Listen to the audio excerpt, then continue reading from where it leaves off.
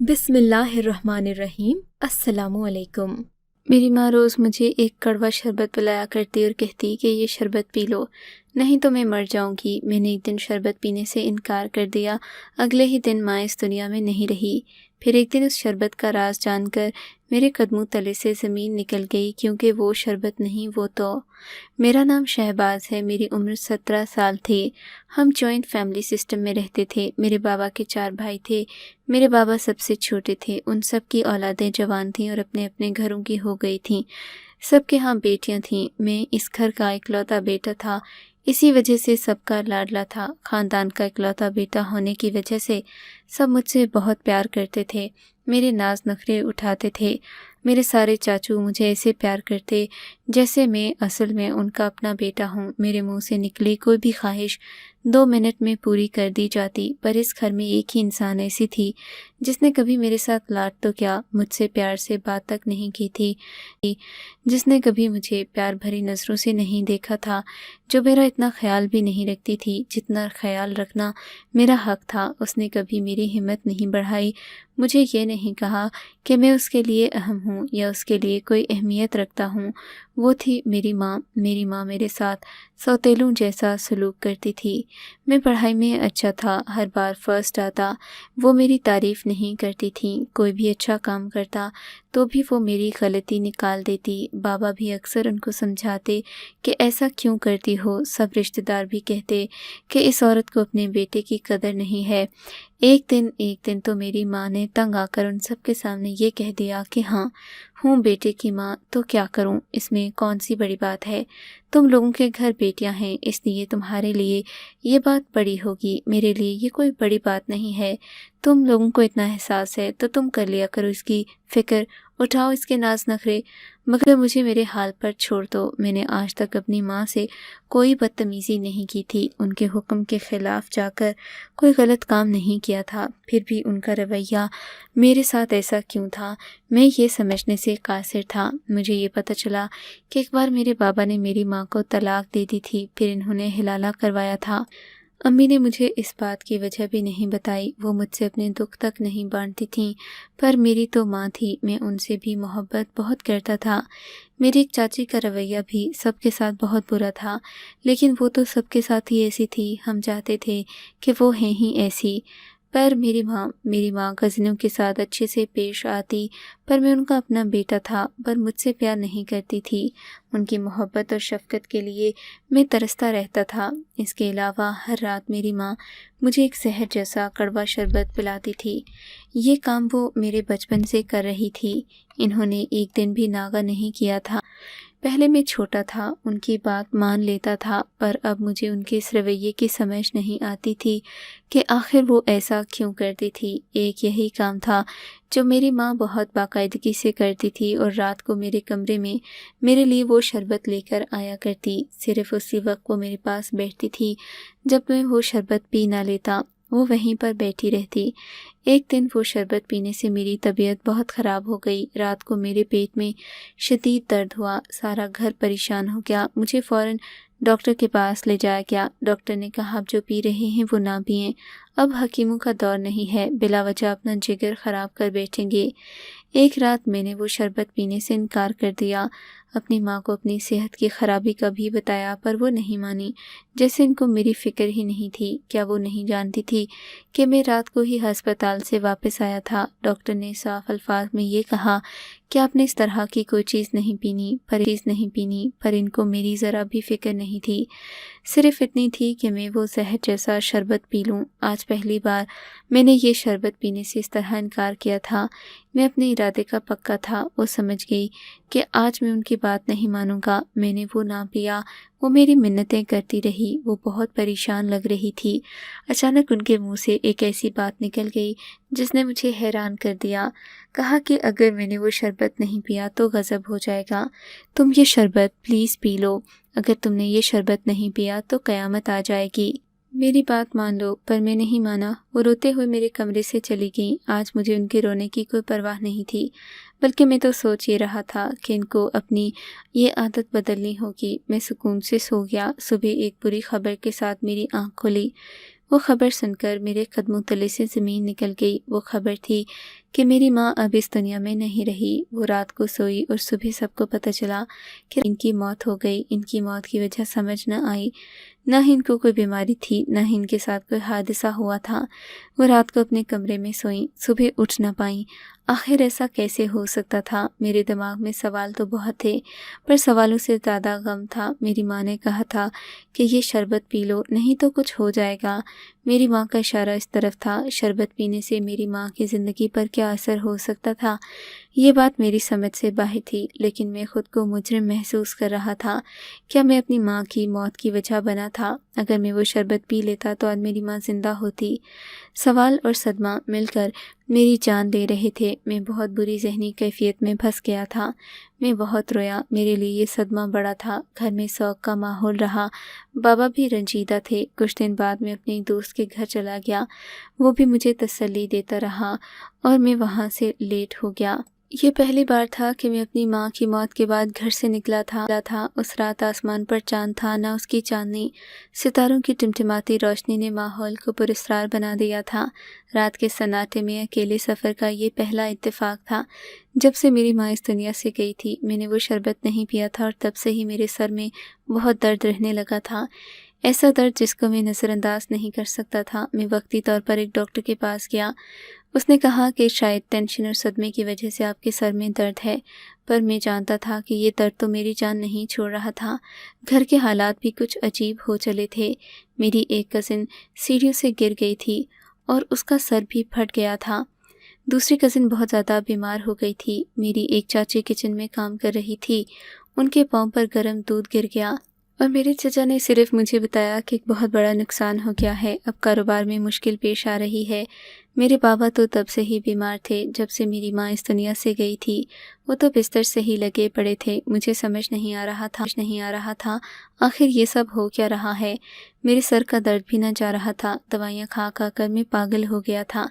چچا نے کاروبار میں نقصان کی بات میرے والد کو بھی نہ بتائی۔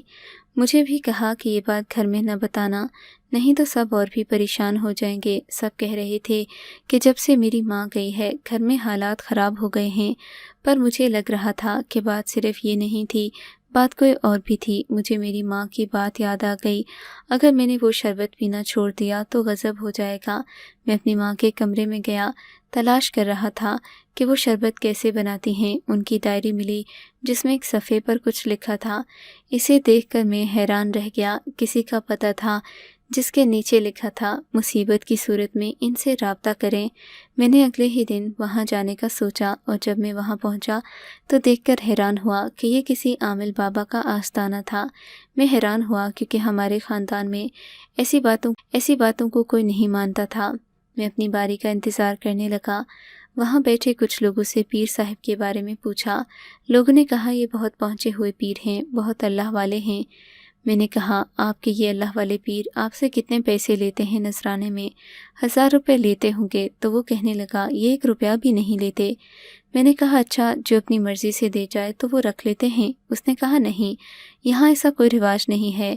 اگر پھر بھی کوئی ساحل ضد کرے کہ وہ کچھ دینا چاہتا ہے تو پیر صاحب اسے کہتے ہیں کہ وہ غریبوں میں کوئی چیز تقسیم کر دے، اس کی چیز قبول ہو جائے گی۔ لیکن پیر صاحب کسی سے 1 روپیہ بھی نہیں لیتے۔ یہ بات سن کر میں متاثر ہوا، لیکن پھر بھی میرا ایسی چیزوں پر کوئی اعتقاد نہیں تھا۔ جب میں پیر صاحب کے کمرے میں داخل ہوا تو وہ مجھے دیکھ کر چونکے۔ ان کے چونکنے کا طریقہ ایسا تھا کہ میں بھی حیران ہو گیا کہ آخر یہ کیا سوچ کر اس طرح سے حیران ہو رہے ہیں۔ پھر انہوں نے ایک بہت ہی عجیب حرکت کر دی۔ انہوں لوگوں کو باہر بھیج دیا۔ ان کا یہ کہنا مجھے حیران کر گیا کہ تم ابھی تک زندہ ہو، مجھے تو لگا کہ تم مر گئے ہوگے۔ آخر ان کی اس بات سے کیا مطلب تھا؟ میں تو ان کو پہلی بار دیکھ رہا تھا۔ مجھے کیوں مر جانا چاہیے تھا؟ میں ان کے روبرو بیٹھا اور اپنی حیرانگی کا اظہار کیا۔ کیا آپ مجھے جانتے ہیں؟ میں تو زندگی میں پہلی بار آپ کو دیکھ رہا ہوں۔ پھر آپ نے مجھے دیکھتے ہی ایسی بات کیوں کی اور سب کو باہر کیوں بھیج دیا؟ آخر کیا بات ہے؟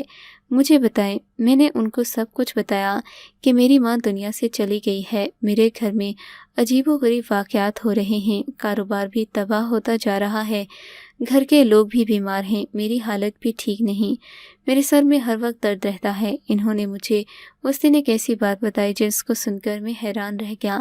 تم اپنے خاندان میں پہلے بیٹے تھے، یعنی ساری جائیداد کے وارث، اس لیے تمہارے دادا نے سب کچھ تمہارے نام کر دیا۔ تمہارے باقی چچا کو یہ بات، ان سب کی بیویوں نے مل کر تم پر ایک بہت بڑا اور خطرناک کالا جادو کروایا تھا۔ وہ جادو بہت ہی بھیانک تھا اور ہم بھی حیران تھے کہ کوئی اس قدر شفاق ہو سکتا ہے کہ کسی پر ایسا جادو کروا سکتا ہے۔ اس جادو کی وجہ سے تم نے 2-3 مہینے بھی نہیں نکالنے تھے، پر تمہاری ماں جو کہ ایک نیک اور عبادت گزار عورت تھی، اس کو ان سب باتوں کا پتہ چل گیا تھا۔ اس نے تمہارے باپ کو بتایا تو ان میں جھگڑا ہو گیا۔ تمہارا باپ غصے میں تمہاری ماں کو طلاق بھی دے بیٹھا تھا۔ وہی معاملات حل کرنے وہ دونوں میرے پاس آئے تھے۔ تب سے میں تمہاری ماں کو جانتا تھا۔ مجھے اس کا یقین تھا۔ میں نے اس جادو کا توڑ تو کیا، پر وہ بہت طاقتور جادو تھا۔ اس جادو کے اثرات تم پر تب تک مرتب ہو سکتے تھے جب تک تم 18 سال کے نہیں ہو جاتے۔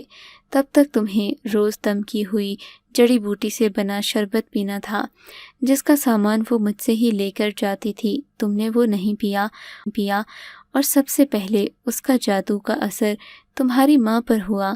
مجھے وہی تھی جس کی وجہ سے وہ جادو رکا ہوا تھا، پھر تم پر بھی اثر ہونے لگا۔ میں نے حیران ہو کر پوچھا کہ اگر یہ جادو مجھ پر میری چچی نے کروایا ہے تو پھر ان پر بھی مصیبتیں کیوں آ رہی ہیں؟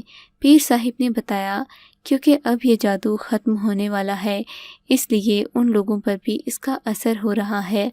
ابھی تمہارے 18 سال کے ہونے میں 1 مہینہ ہے۔ باقاعدگی سے وہی شربت پیو، اس کے بعد اس جادو کا اثر ختم ہو جائے گا۔ تمہاری ماں تو اب واپس نہیں آ سکتی، پر شاید تمہاری جان بچ جائے، اس لیے وہ تم پر سختی کرتی تھی تاکہ تم اس سے ڈر کر رہو اور اس کی بات مانو، ورنہ وہ تمہیں ایسا کڑوا شربت پینے پر مجبور کیوں کرتی؟ میں وہاں سے آیا تو بہت رنجیدہ تھا۔ میں نے اپنی ضد میں آ کر اپنی ماں کو کھو دیا۔ ایک بار بھی نہیں سوچ سکا کہ ایک ماں کی محبت کم ہو ہی نہیں سکتی۔ میں نے اپنے والد صاحب کو یہ سب بتایا، مگر میرے والد صاحب اب بھی اس بات پر راضی نہیں تھے کہ ان کا خاندان ایسا کیسے کر سکتا ہے۔ ان کا کہنا تھا کہ تمہیں اتنی محبت میں نے نہیں کی جتنی محبت میرے بھائیوں اور ان کی بیویوں نے کی ہے۔ میرا ان کو یہی جواب تھا کہ ان کی محبت کے پیچھے دراصل ان کا ایک مقصد چھپا ہوا تھا۔ آپ نے میری ماں کی بات نہ مانی، ان کو ایک دفعہ طلاق بھی دے ڈالی، صرف اپنے خاندان والوں کے لیے۔ آپ کیوں نہیں سمجھ سکتے کہ میری ماں سچ کہہ رہی تھی؟ میں نے ان ساری چیزوں کو محسوس کیا ہے۔ میں کوئی چھوٹا بچہ نہیں ہوں بابا۔ میرے والد صاحب نے میری بات نہ مانی۔ میں نے اپنی ماں کی وہ ڈائری اپنے پاس رکھ لی۔ اس میں یہ بھی لکھا ہوا تھا کہ تمہارے بابا یہ بات کبھی نہیں مانیں گے کیونکہ وہ ابھی بھی اسی جادو کے زیر اثر ہیں، اسی لیے میں نے آپ کو ان کے حال پر چھوڑ دیا۔ اب میں پیر بابا سے ڈھیر ساری جڑی بوٹیاں لے آیا، گھر میں بیٹھ کر خود شربت بنانے لگا۔ مجھے یہ بھی احساس ہوا کہ اس شربت کو بنانے میں بہت محنت لگتی تھی اور یہ کام چھپ کر بھی کرنا پڑتا تھا۔ میری ماں نے میری جان بچانے کی خاطر کیا کچھ نہ کیا۔ میں نے جاتے جاتے ان سے بدتمیزی کی۔ یہ شکوہ مجھے خود سے ساری زندگی رہے گا۔ میں نے 1 ماہ تک وہ شربت پیا اور 18 سال کا ہونے کے بعد میں شہر چلا گیا۔ جانے سے پہلے میں نے اپنے تمام گھر والوں کو کہا، میں آپ کی جھوٹی محبت کو آپ کی سچی محبت سمجھتا رہا۔ آپ لوگوں نے جو میرے ساتھ کیا ہے وہ آپ کا منصوبہ ناکام ہو گیا، صرف میری ماں کی وجہ سے۔ میری ماں واپس نہیں آ سکتی، مگر میں آپ لوگوں کو کبھی معاف نہیں کروں گا۔ میں نے وہ گھر چھوڑ دیا، شہر میں ہی رہنے لگا، بہت محنت کی، پڑھائی کی، اپنا گھر بنایا، ایک ہوٹل بنایا جس کو اپنی ماں کا نام دیا۔ بات کا مجھے بہت دکھ تھا کہ میرے والد صاحب میرے ساتھ نہیں آئے، پر ایک دن ان کو میرے گھر کے باہر کھڑے دیکھ کر مجھے بہت خوشی ہوئی۔ ان کا کہنا تھا کہ تم سچ ہی کہتے تھے بیٹا، تمہاری ماں بھی سچ کہتی تھی، میں ہی بد نصیب تھا۔ اب میں تمہارے ساتھ ہی رہوں گا، میں تمہارا ساتھ دوں گا۔ میرے والد صاحب نے یہ بھی بتایا کہ میرے جانے کے بعد اس گھر میں بہت مصیبتیں آئیں، شاید ان کا مکافات عمل شروع ہو گیا تھا۔ میں نے اور میرے والد صاحب نے اپنے خاندانی حصے اور دولت کے بارے میں کوئی بات نہیں کی۔ میرے والد صاحب کو ابھی اس دولت سے کوئی مطلب نہیں تھا۔